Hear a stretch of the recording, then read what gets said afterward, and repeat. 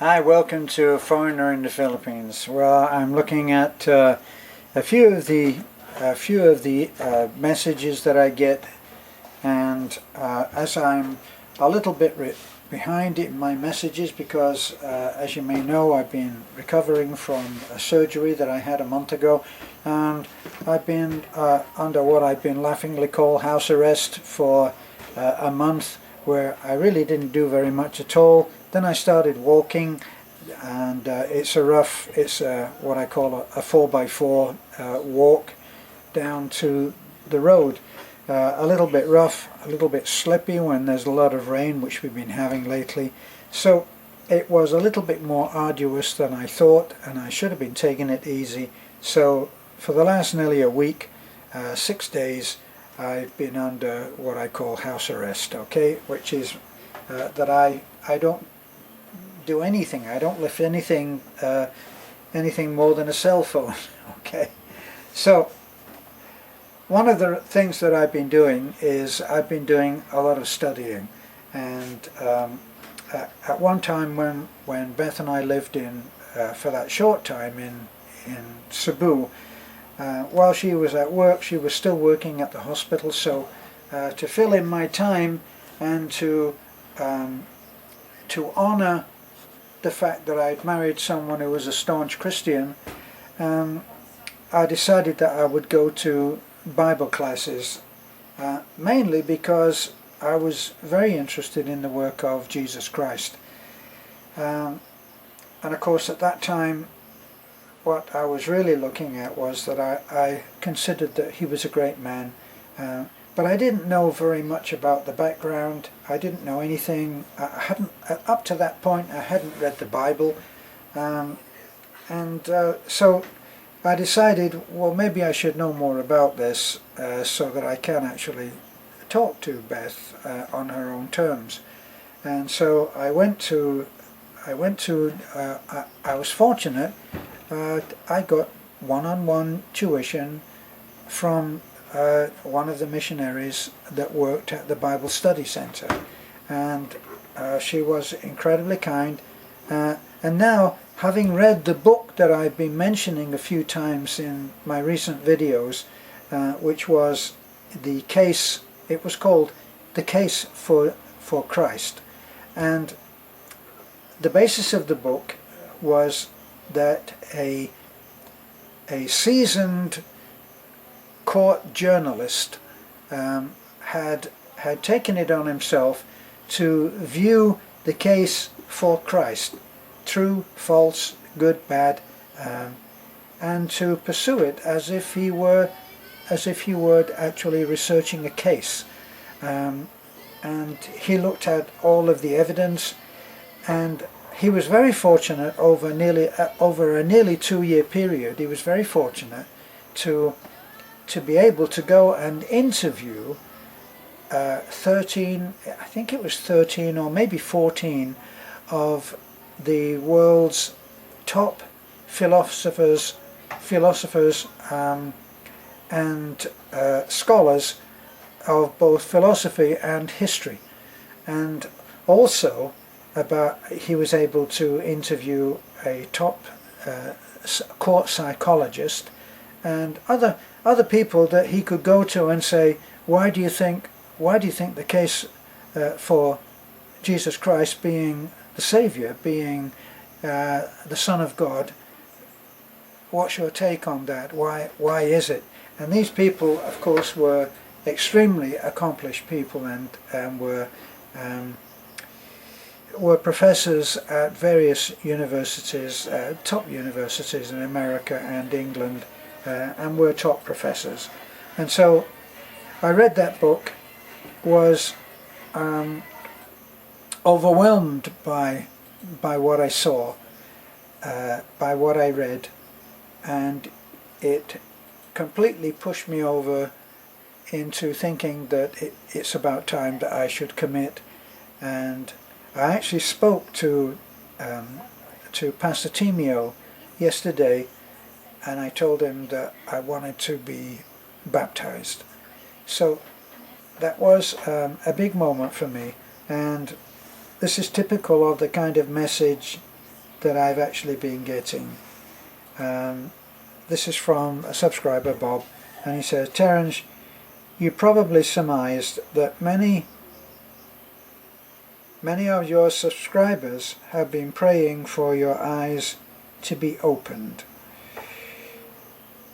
and for you to be saved.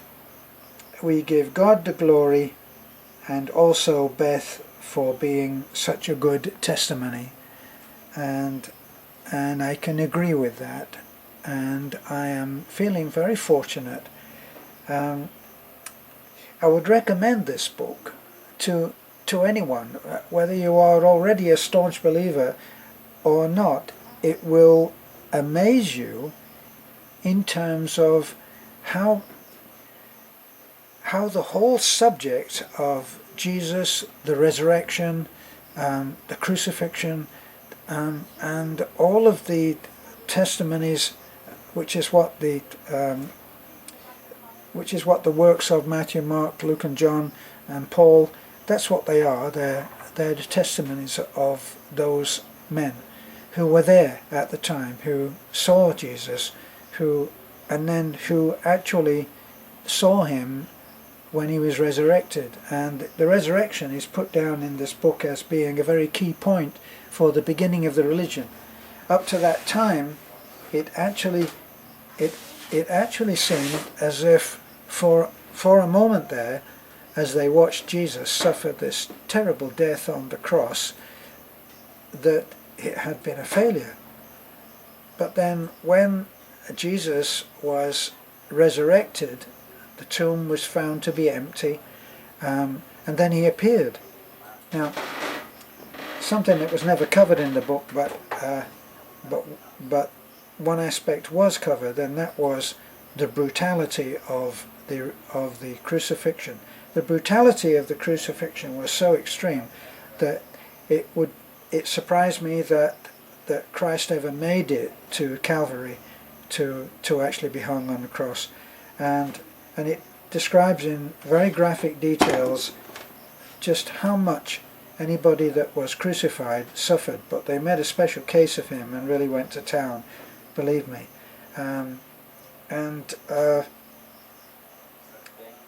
It tells you how difficult it must have been for Christ, even being the Son of God, to submit to this. And I always remember, as a Roman Catholic, as a child, I always remember listening to the stories. Very few stories of the Bible came about in my Catholic upbringing. I went to a Catholic school sometimes, and then Protestant school in other times.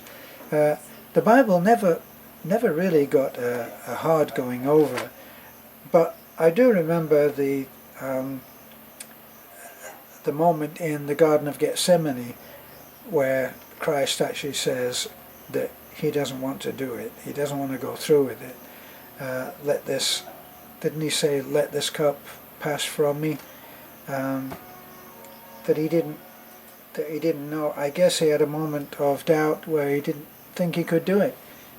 But of course he did it, and with such incredible bravery that he was, on the last moments, able to ask for forgiveness for the men who had subjected him to this incredibly brutal way of dying. And I did reach a point, page 53 for anybody who buys this book, and I know one subscriber has already written to me and said, I've ordered this book from Amazon. I've ordered this book already. And I told her that I actually had an extremely emotional, intensely emotional moment when, on, I think it was page 53, when Blomberg, who is one of the first, he is the first expert that is consulted in this whole book, this whole investigative book, and he is one of the ones that at the end of his interview, Lee, who wrote the book, said, scholars, not talking as a scholar, not talking as a researcher, not talking as such an intellectual as you are, you personally, what has it meant? And Blomberg said that he had had everything that he had learned and taken in actually overwhelmed him and had made him commit totally to the idea that Christ had come down to die for us in one act of the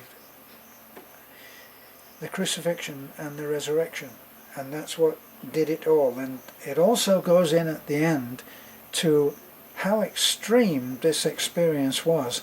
Don't forget, this is in a land of mostly Jews as far as Jesus went. Jesus was a Jew. All of his disciples, as far as I know, were all Jews. And the Jews, a point that I'd never actually appreciated before, and this is an important point, I think. Why is it that you don't see all of these different races that were quoted in the Bible from 2,000 years ago? It's only 2,000 years. It's not in the life of man, it's not a hugely great number. But why is it that we don't see all of these different races still there? Well, all that we see is we see people with that heritage of all of those different races, and yet we see Jews, and Jews are still with us as a strong ethnic race. They are there, and the reason for that, according to the summing up in the book, the reason for that, and it makes sense to me, is that the Jewish people are bound together with their heartfelt, very important rituals, where they had their rules of living which were supposed to assure them of a place in heaven, a place with God, and they kept to those because they knew that for like 700 years they were the most persecuted of people. And it didn't get a whole lot better when they were in Germany, did it? Let's face it. And they were the most persecuted of people. And how did they survive as a race? Well, I mean, if you look at me and my heritage, I'm a mutt. I'm what in the UK they would call a mongrel. I'm a bit of everything. I'm English born, but I'm of Irish heritage, and God knows where all of that went to. So can I claim to be by any other name a Jew? No, I can't. I can't trace my heritage with such strength as the Jews. But right at that time, when Christ was resurrected, when he came back and appeared, he didn't just appear to a couple of people, by the way. At one point, he appeared to 500 people. And the book goes into, well, was this an hallucination? And the psychologist said, no, it wasn't a hallucination, because there is no such thing as a mass hallucination.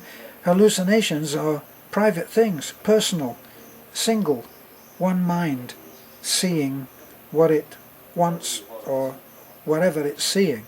But you don't get a group of people enjoying a mass hallucination. It doesn't happen. So 500 people. He was seen countless times.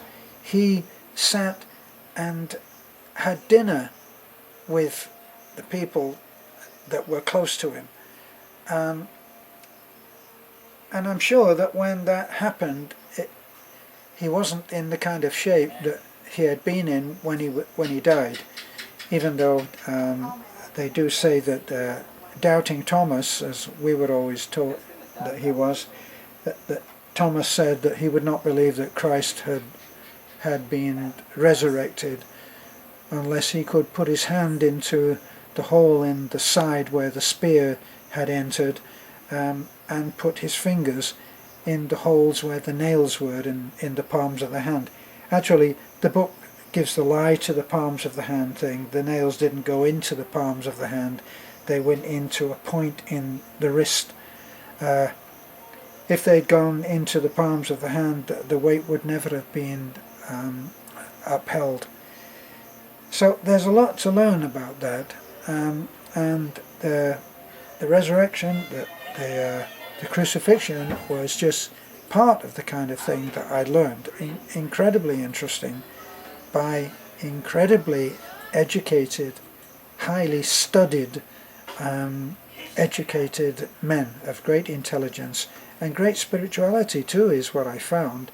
And just learning about the Jews was just one thing, which I'd never actually thought about it before. But whatever nation that you're talking about, the purity of the Jewish race doesn't ever quite come in quite the same way. And I've seen that as a musician, working more bar mitzvahs and Jewish weddings than I really care to admit to.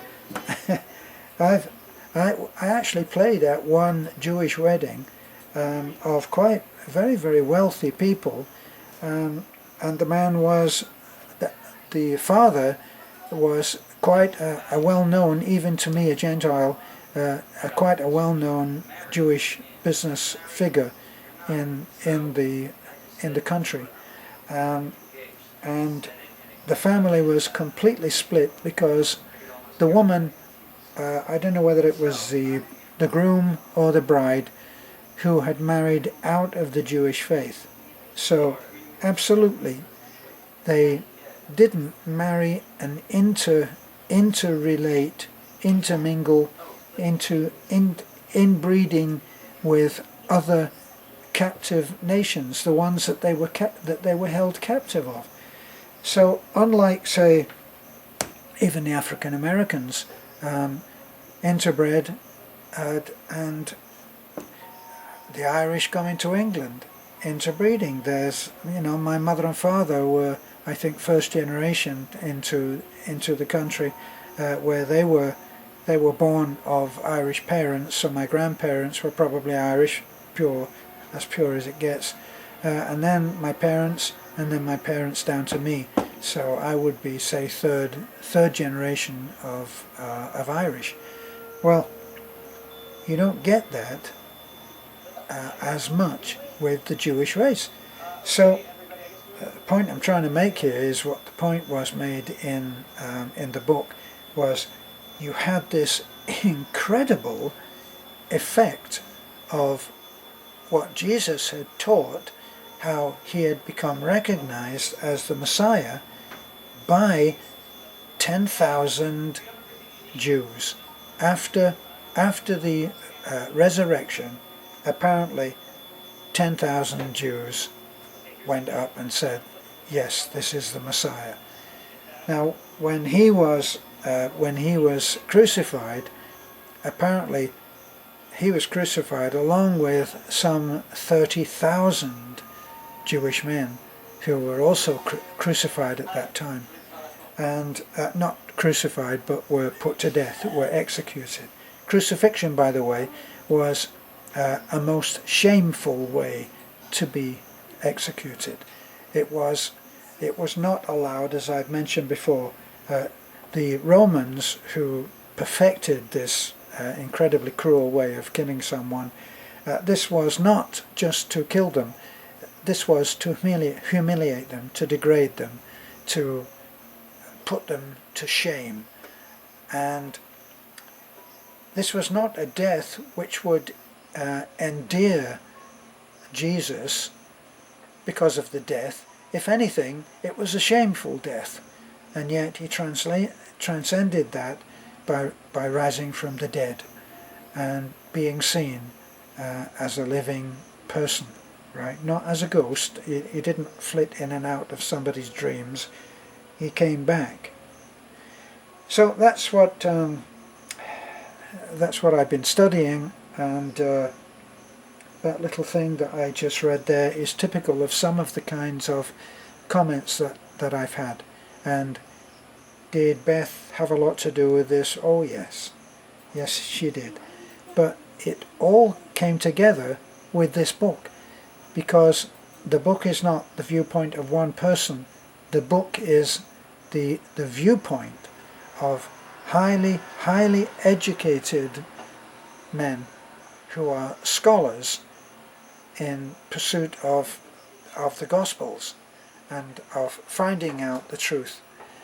And many of these scholars entered their research and their education as non-believers, and the more that they researched it, just like me, the more they researched it, the more they were convinced of the truth of the Gospels. So that's my little thing. Gosh, just realised that I've been talking for 20 minutes. I'm a blabbermouth, that's for sure. This has been A Foreigner in the Philippines. Thanks for looking in and sharing my trip.